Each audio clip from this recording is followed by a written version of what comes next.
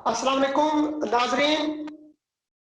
जैसा कि आप सबको पता ही है कि 14 साल बाद साउथ अफ्रीका की टीम ने पाकिस्तान का दौरा किया और 14 साल के बाद कराची में साउथ अफ्रीका ने अपने इस टूर का टेस्ट से आगाज किया। तो जी हाँ, जैसा आपको पता ही है कि 3.5 दिनों तक ये टेस्ट फिनिश हुआ और पाकिस्तान ने एक जबरदस्त कामयाबी हासिल। मज़ीद बात करने के लिए हमारे साथ जुड़े हैं फॉर्मर ऑल इंडिया रेडियो के डायरेक्टर, स्पोर्ट्स एनालिस्ट और फॉर्मर रणजी प्लेयर सईद हुमायूं कैसर साहब। सईद हुमायूं कैसर साहब, आपका खैर मकदम हमारे इस प्रोग्राम में। बहुत बहुत शुक्रिया काजी साहब आपका। सर, कहां देख रहे हो आप इस टेस्ट मैच का जो पाकिस्तान ने आज टेस्ट मैच जीता साउथ अफ्रीका के खिलाफ? बहुत जबरदस्त मैच था। यूं कहेंगे कि जो पहला दिन गुजरा वो थोड़ा साउथ अफ्रीका के नाम रहा, जो दूसरा दिन गुजरा यानी कि सिचुएशन कुछ डामाडोल रही। कभी पलड़ा भारी रहा साउथ अफ्रीका का तो कभी पाकिस्तान का, कभी साउथ अफ्रीका का कभी पाकिस्तान का। कहां देख रहे हो सर आप इस टेस्ट मैच को? देखिए, मेरे ख्याल में जो ये टेस्ट मैच हुआ इसमें साउथ अफ्रीका सिर्फ 2 या 3 पीरियड्स में ठीक रहा। शुरू में जब विकेट गिरा उसके बाद पहली इनिंग में 102 103 पे एक आउट था तब ठीक रहे, और जब पाकिस्तान के उन्हें 27 पे 4 कर दिए वो पीरियड साउथ अफ्रीका का था जहां साउथ अफ्रीका कामयाब रहा। उसके अलावा साउथ अफ्रीका रिसीविंग एंड पे ही रहा सारे मैच में। और एक पीरियड में लगा कल शाम को हमको कि आधे घंटे खत्म होने से पहले तक कि 175 पे 1 है, साउथ अफ्रीका 350 400 का स्कोर खींच लेगा, मैच हो जाएगा काफी दिलचस्प और टफ हो जाएगा। लेकिन जो रात को 3 विकेट इकट्ठे गिरे उसके बाद फिर पाकिस्तान के हक में मैच आ गया। और जो इसमें खास बात यह रही, जो पाकिस्तान के प्लेयर ने रेजिस्टेंस दिखाई वो आमतौर पे दिखती नहीं है। पहले 5 प्लेयरों के बाद 6 के बाद कोई रेजिस्ट नहीं करता है बैटिंग में। इस मर्तबा लगा कि they mean business and they want to do something. Humayun sir, 11 साल के बाद टेस्ट क्रिकेट में वापसी करी आज फवाद आलम ने, और उन्होंने साबित करके दिखाया कि लगातार डोमेस्टिक में वो परफॉर्मेंस दिखाते रहे और जबरदस्त परफॉर्मेंस दिखाते रहे, जिसका सिला उसे आज मिल गया। इवन उसने न्यूजीलैंड टूर में भी अच्छी सेंचुरी की और आज कराची में भी एक जबरदस्त नॉक उन्होंने खेला। यानी कि इंजमाम हक ने भी ट्वीट किया, उन्होंने कहा कि ये जो टेस्ट मैच है, अगर ये जो टेस्ट मैच है ये हम फवाद आलम को डेडिकेट करना चाहते हैं जो उनकी जबरदस्त सेंचुरी थी उसको लेकर। तो आप क्या कहना चाहते हैं हुमायूं सर इसके बारे में? पहली चीज तो इंजमाम को जवाब देना चाहूंगा कि शर्म नहीं आई उनको ये बोलते हुए। 3.5 साल वो सिलेक्टर थे और उनने इसको सिलेक्ट नहीं किया, चीफ सिलेक्टर थे। आप ये कर रहे हैं ड्रामा, ये अलग बात है। हकीकत ये है कि अगर ये शख्स हर साल 800 900 1000 रन बनाता है, 37 फर्स्ट क्लास 100 हैं, 12,000 फर्स्ट क्लास रन हैं इसके, लेकिन क्या वजह है कि इनको टीम में नहीं लाते थे?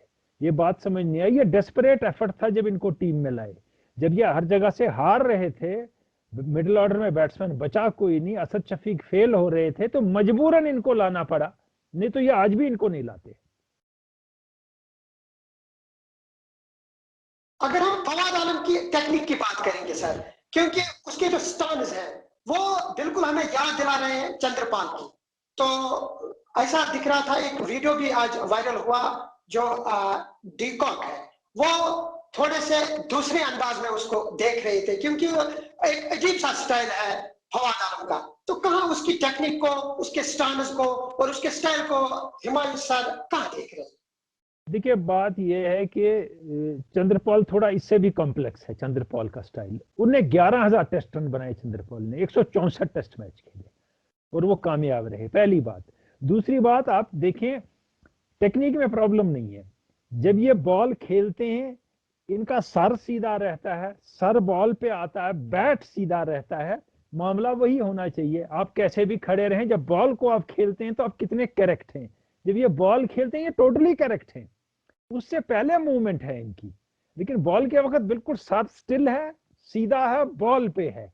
तो इसका मतलब है कोई इशू नहीं है। मैंने देखा है जब जॉन राइट यहाँ बैट रखते थे खड़ा, श्रीकांत इतनी टांग खोलते थे, पीटरसन भी, जावेद मियांदाद जो थे वो स्क्वायर ऑन स्टांस लेते थे। तो ऐसे बहुत खिलाड़ी हैं जिनकी मूवमेंट थी अजीब अजीब सी। कुछ खिलाड़ी हैं वो जोर जोर से बैट मारते हैं, आज स्टीव स्मिथ भी मारते हैं जोर जोर से विकेट पे बैटिंग करते करते जब तक बॉलर दौड़ता है। लेकिन ये उनके जहन में ये नहीं होता हम कुछ गलत कर रहे हैं, उनका यही सही अंदाज है जिससे वो सही काम करते हैं। इसलिए हमें ये फील नहीं होना चाहिए कि इनका स्टाइल माजिद खान जैसा कॉपी बुक नहीं है, जयवर्धने जैसा ग्रेसफुल नहीं है, कोई जरूरत नहीं है। He is effective, is good and is correct, काम खत्म। साउथ अफ्रीका की बैटिंग अच्छी तरह से रेजिस्ट क्यों नहीं कर पाई सर? हालांकि उनके पास डीकॉक है, मैक्रम है और बुमा है, फफ डुप्लेसी है, एल्गर है, ये इतने अच्छे बैट्समैन, इवन ये स्पिन को भी बेहतर खेलते हैं। हालांकि एशिया में इनका ज्यादा अच्छा रिकॉर्ड नहीं है, लेकिन स्पिन को बहुत ज्यादा बेहतर अंदाज से खेलते हैं। अगर हम एल्गर की बात करेंगे, कहाँ देख रहे हो सर साउथ अफ्रीका की बैटिंग लाइन को? देखिए एल्गार ने फर्स्ट इनिंग में अच्छा खेला, वो इंडिया भी आके अच्छा खेले हैं, आप सही कह रहे हैं। एल्गार उन्होंने इंडिया में भी अच्छी बैटिंग की थी और इंडिया में विकेट भी लिए थे। मुझे समझ नहीं आया एल्गार को बॉलिंग क्यों नहीं दी बीच में एक आध ओवर, जब टेल टिक गई, जब बाकी किस्से हो गए।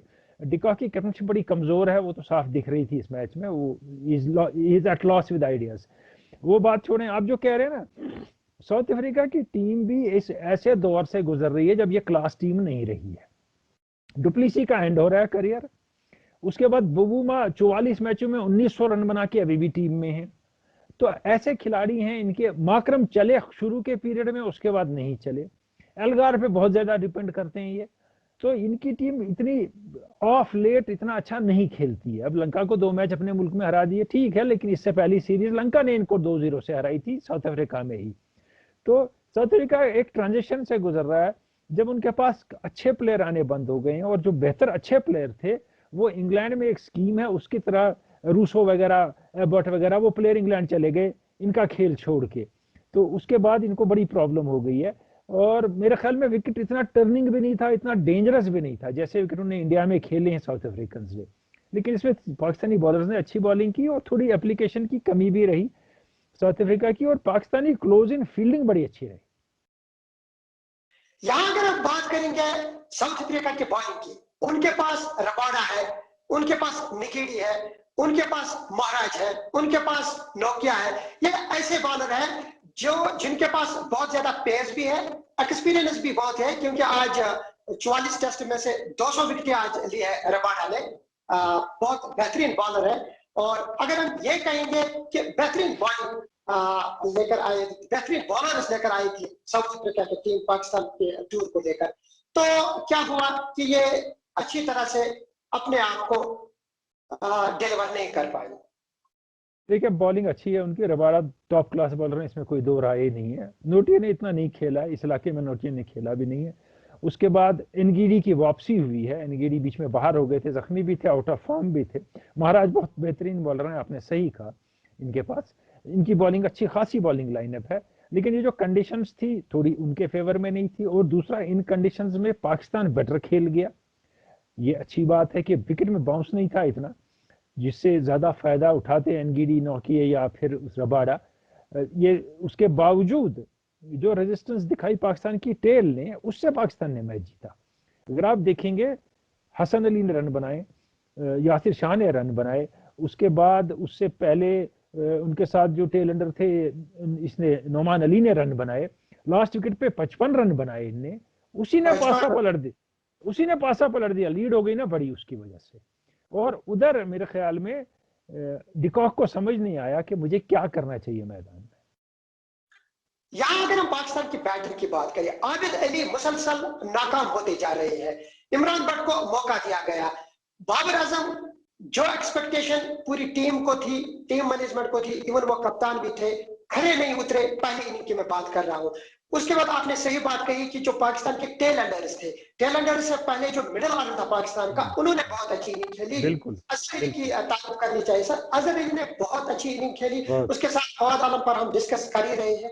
और उसके बाद फहीम अशरफ, जिसको फहीम अशरफ ने सर बहुत अच्छी इनिंग खेली। आप फहीम अशरफ को, क्या वो पाकिस्तान के लिए एक रज़ाक का रोल निभा सकता है या निभा रहा है?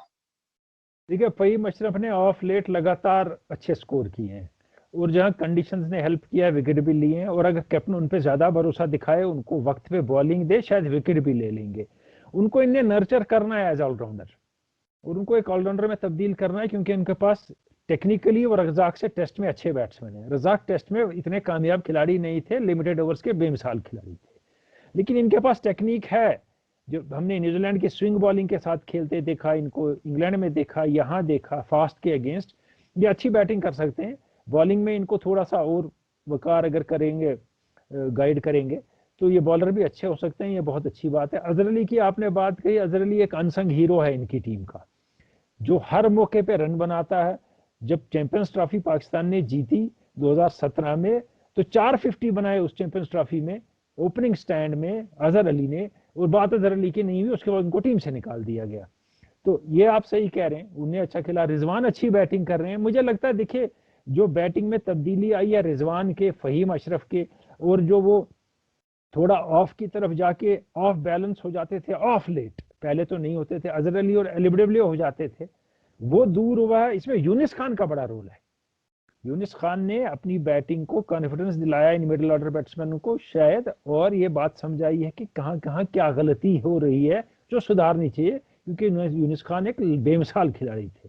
तो इम्पैक्ट होगा उनका, अगर उनकी बात मानी जाएगी तो डेफिनेटली इम्पैक्ट होगा। अगर हम बात करेंगे पाकिस्तान के बॉलिंग डिपार्टमेंट की, हसन अली, यासिर शाह, नुमान अली, और जो बाकी बॉलर्स पाकिस्तान, हाँ बिल्कुल बिल्कुल सर, शाहिद आफरीदी। तो यहां मैं सर आपसे यह जानना चाहूंगा कि ताबिश, जिनका जबरदस्त डोमेस्टिक रिकॉर्ड है, क्या हसन अली को ये ड्रॉप नहीं कर सकते थे? ताबिश को मौका मिल सकता था, जबकि रिसेंटली उसने कायद-ए-आज़म ट्रॉफी में बहुत जबरदस्त परफॉर्मेंस दिखाई। हसन अली का क्या जवाब बनता था कि वो आपने उसको प्लेइंग 11 में लाया? देखिए हसन अली, एक तो उनकी वापसी हुई, उनने कायद-ए-आज़म ट्रॉफी के फाइनल में सेंचुरी बना दी हसन अली ने। पेस कम हो गई है उनकी, लेकिन ज्यादा नए बॉलर लेके मैच नहीं खेल सकती थी टीम। यानी 2-3 बॉलर डेब्यू करें, और जो पिछली सीरीज हारी है न्यूजीलैंड में, उसके बाद ये टीम रिस्क नहीं ले सकती थी, इसलिए शायद ताबिश को नहीं खिलाया। हसन अली जो जो खेल चुके हैं, इस दौर से गुजर चुके हैं, उन्हीं को खिलाया इनने। एक रीजन ये रहा होगा। नहीं तो अब आप देखिए, ताबिश के मामला है, वो 36 साल के हैं, उनने इतने विकेट लिए हैं इन सालों में, लेकिन फिर भी 36 साल के वो हो गए, आपने आज तक टीम में नहीं लाया। यासिर शाह ने डेब्यू 28 साल की उम्र में किया, आबिद अली ने 31 साल की उम्र में किया। तो वहां सिलेक्टर करते क्या है? क्या वो डोमेस्टिक क्रिकेट को बिल्कुल नहीं मानते हैं? क्या वो मनमानी करते हैं? क्या ये है कि जो नया सिलेक्टर आया उसने अपनी मर्जी की टीम ली, और ये नहीं देखा कंसिस्टेंसी है नहीं है टीम में? तो इसलिए बहुत लोगों के साथ नाइंसाफी हुई है। अब आप क्या उसी काम पे लगेंगे जिनके साथ नाइंसाफी हुई है? नाइंसाफी दूर करेंगे? टीम के बैलेंस पे कभी असर पड़ता है इस चीज से, इसीलिए टीम का बैलेंस मेंटेन करने के लिए हसन अली ने मैच खेला। नुमान अली के डेब्यू को आप कहां देख रहे हो सर? काफी मैच्योर बॉलर लगते हैं, और लगता है काफी, देखिए मैच्योर लगते हैं बॉलर, और लगता है बहुत बॉलिंग की है इन्हें डोमेस्टिक क्रिकेट में, वो साफ लगता है। कि अब आप देखिए ना, जब हसी आए खेलने, वो भी 31 साल के थे जब हसी ने डेब्यू किया। ब्रैड हॉज ने 30 साल की उम्र में डेब्यू किया। हसी के 16,000 रन थे फर्स्ट क्लास में।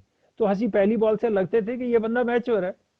आज नुमान अली भी मैच्योर लगे, थोड़ा विकेट का सपोर्ट था, और दूसरे एंड से यासिर शाह का प्रेशर भी रहा बॉलर्स दूसरी टीम पे, ये भी सही है। लेकिन उनने बड़ी कंट्रोल में बॉलिंग की, और सही बॉलिंग की, और साथ में रन भी नहीं दिए, क्योंकि आजकल यासिर शाह को ज्यादा रन पड़ जाते हैं पहले से, लेकिन इनने वो रन भी रोके और विकेट भी लिए। सर बाबर अली का आज एज कैप्टन डेब्यू टेस्ट था, तो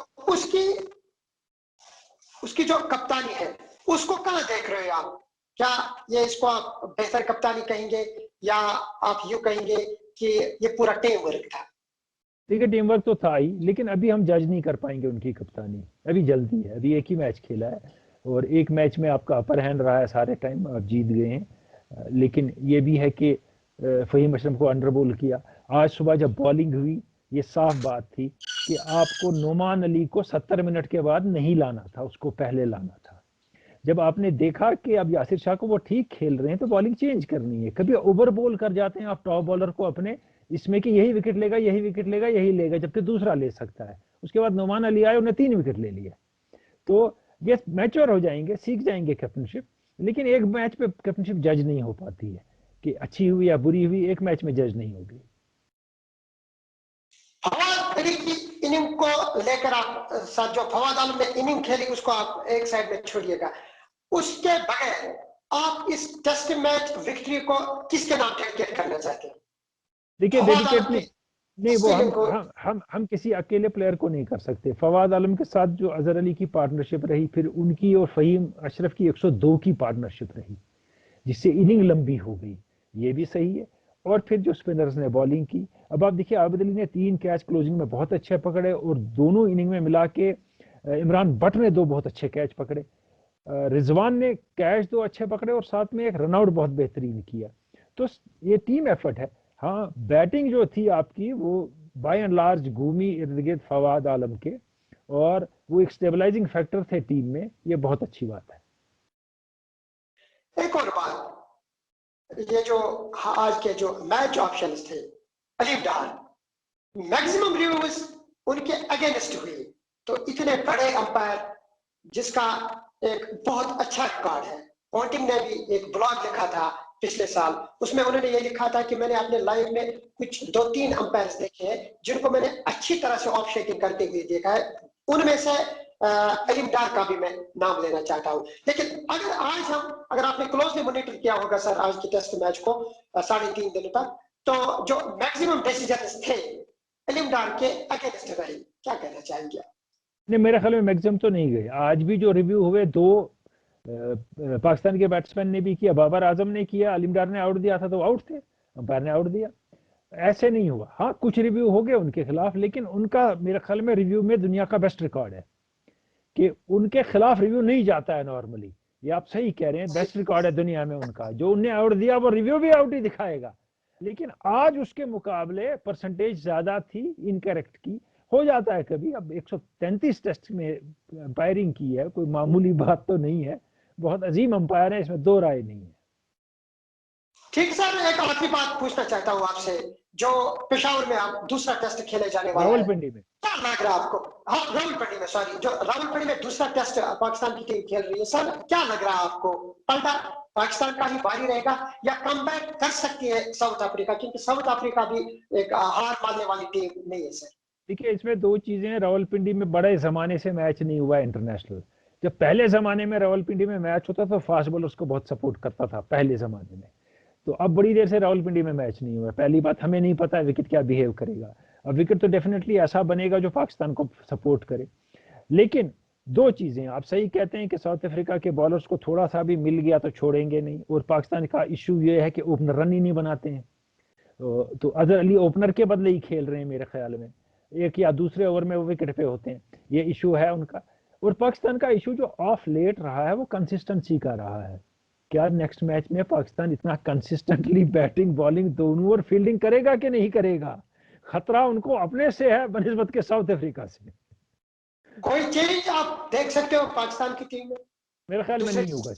एक तो विनिंग टीम हटाते नहीं है लोग, दूसरी बात यह है कि इमरान का पहला मैच था, आप ड्रॉप नहीं कर सकते उसको एक मैच के बाद। 3-4 मैच तो खेलने को दें, तब प्लेयर अपने आप को जज करेगा। लेकिन बहुत ज्यादा फ्लैशी है, बहुत देखिए, बहुत ज्यादा नहीं, आबिद अली ने 8 ही मैच खेले हैं अभी।